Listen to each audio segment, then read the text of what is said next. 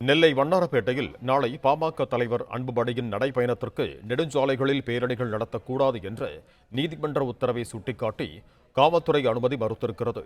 10 நிபந்தனைகளுடன் பொதுக்கூட்டம் மட்டும் நடத்த அன்புமணிக்கு அனுமதி அளிக்கப்பட்டிருக்கிறது. இது தொடர்பான கூடுதல் விவரங்களோடு இணைகிறார் எமது செய்தியாளர் நாகராஜன். வணக்கம் நாகராஜன், உங்களிடம் இருக்கும் தகவல்களை சொல்லுங்க.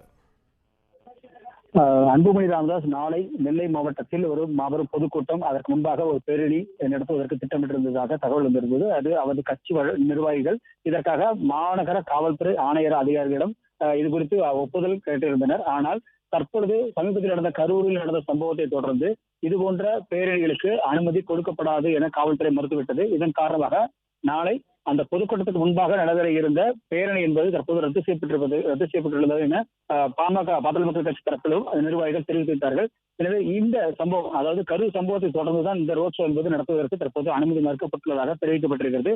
அது மட்டுமின்றி பல்வேறு வழிபாட்டு தலங்கள், கல்விக்கூடங்கள் இருப்பதால் பொதுக்கூட்டம் நடத்துவதற்கும் 10 விதமான அறிவுரைகளை வழங்கி இது போன்று நடத்த வேண்டும் என்று தற்பொழுது காவல்துறை அனுமதி வழங்குகிறது பொதுக்கூட்டத்துக்கு. அந்த பொதுக்கூட்டமும் அதாவது நிறைவு கூட்டமாக இதற்கு முன்பாக அவர் கலந்துரையாடல் கூட்டம், அதாவது தாமிரபரணி ஆற்றில் மாசு ஏற்படுவது சம்பந்தமாக சம்பந்தப்பட்ட மக்களுடன் நிர்வாகிகளில் சேர்ந்து அன்புமணி ராமதாஸ் ஒரு கலந்துரையாடல் கூட்டம் நடத்துகிறார். அதனைத் தொடர்ந்து பொதுக்கூட்டம் நடத்துகிறார். இது 2 மட்டும் தான் அனுமதி கொடுக்கப்பட்டிருக்கிறது.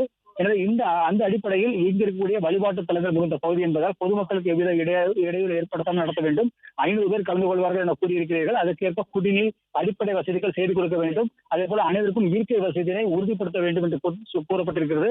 அதேபோல கூட்டத்தில் 500 நபர்கள் கலந்து கொள்வதில் அவர் வரும் வாகனங்களை காவல்துறை கூறும் இடங்களில் தான் நிறுத்த வேண்டும். அதே போல குறிப்பிட்ட நேரத்தில் தொடங்கி குறிப்பிட்ட நேரத்தில் முடிக்க வேண்டும். இந்த நேரம் என்பது மிக முக்கியமானதாக காண்பிக்கப்பட்டுள்ளது. அதே போல நிபந்தனைகளை கடைபிடிக்க தவறும் பட்சத்தில் அசம்பாவித சம்பவங்கள் ஏதும் நடைபெற்றால் மேற்பட்ட நிகழ்ச்சியின் ஒருங்கிணைப்பாளரே முழு பொறுப்பை ஏற்க வேண்டும் என்ற அறிவுறுத்தல் வழங்கப்பட்டிருக்கிறது. அதே போல நகரும் வகையிலான மேடைகள் அமைக்கவும் நடைபெறும் செல்லவோ கூடாது. இதனால் மீறினால் சட்ட நடவடிக்கை எடுக்கப்படும் என்பதை அதில் வலியுறுத்தியிருக்கிறார்கள். அது மட்டும் இல்லாது காவல்துறைக்கு ஒத்துழைப்பு அளிக்கும் பட்சத்தில் சட்டப்பூர்வமான நடவடிக்கைகளுக்கு கட்டுப்பட வேண்டும் என்றும் தெரிவித்திருக்கிறார்கள்.